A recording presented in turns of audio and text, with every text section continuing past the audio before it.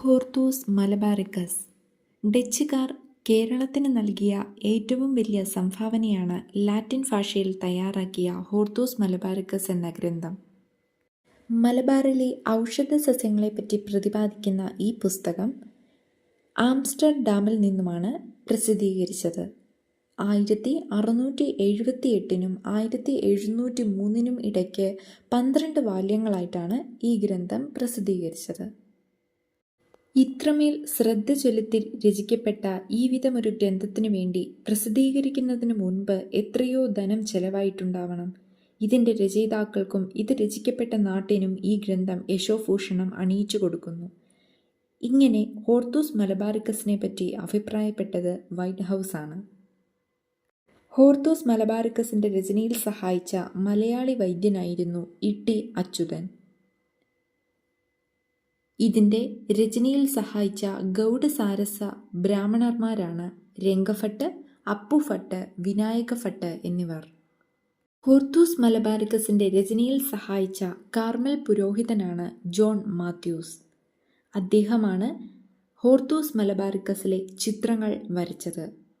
ഏകദേശം 794 ചിത്രങ്ങളായിരുന്നു ഇതിലുണ്ടായിരുന്നത്. കേരളത്തിലെ ഡച്ചുകാർക്ക് സാംസ്കാരിക രംഗത്തുണ്ടായ ഏറ്റവും വലിയ നേട്ടമായിരുന്നു ഹോർത്തൂസ് മലബാറിക്കസ് എന്ന ഗ്രന്ഥം. ഹോർത്തൂസ് മലബാറിക്കസ് എന്ന ഗ്രന്ഥം രചിച്ച വ്യക്തിയാണ് admiral van read. Hortus Malabaricus മലയാളത്തിലേക്ക് വിവർത്തനം ചെയ്ത വ്യക്തിയാണ് കെ.എസ്. മണിലാൽ. കെ.എസ്. മണിലാൽ ആനുകാലികമായിട്ട് വളരെയധികം ഇമ്പോർട്ടൻ്റ് ആയിട്ടുള്ളൊരു വ്യക്തിയാണ്. 2025 ജനുവരിയിലാണ് അദ്ദേഹം മരിക്കുന്നത്. Doctor KS. മണിലാലിനെ പറ്റി കുറച്ച് വിവരങ്ങൾ നമുക്ക് നോക്കാം. ഇംഗ്ലീഷിലും മലയാളത്തിലുമായി ഹോർത്തൂസ് മലബാറിക്കസിൻ്റെ പരിഭാഷ നടത്തിയ വ്യക്തിയാണ് ഡോക്ടർ കെ.എസ്. മണിലാൽ. ഇംഗ്ലീഷ് പതിപ്പ് 2003 മലയാളം പതിപ്പ് 2008 പുറത്തിറങ്ങിയത്. ഇതിൽ മലയാളം പതിപ്പിൻ്റെ പ്രസിദ്ധീകരണത്തിന് നേതൃത്വം നൽകിയത് കേരള യൂണിവേഴ്സിറ്റിയാണ്.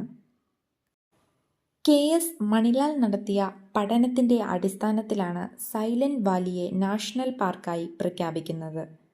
കെ.എസ്. മണിലാൽ സൈലന്റ് വാലിയിൽ നടത്തിയ സസ്യസമ്പത്തിൻ്റെ പഠന റിപ്പോർട്ടുകൾ പ്രകാരമാണ് അവിടെ ഡാം നിർമ്മിക്കേണ്ട എന്ന തീരുമാനം അന്നത്തെ പ്രധാനമന്ത്രിയായിരുന്ന ഇന്ദിരാഗാന്ധി കൈക്കൊള്ളുന്നത്.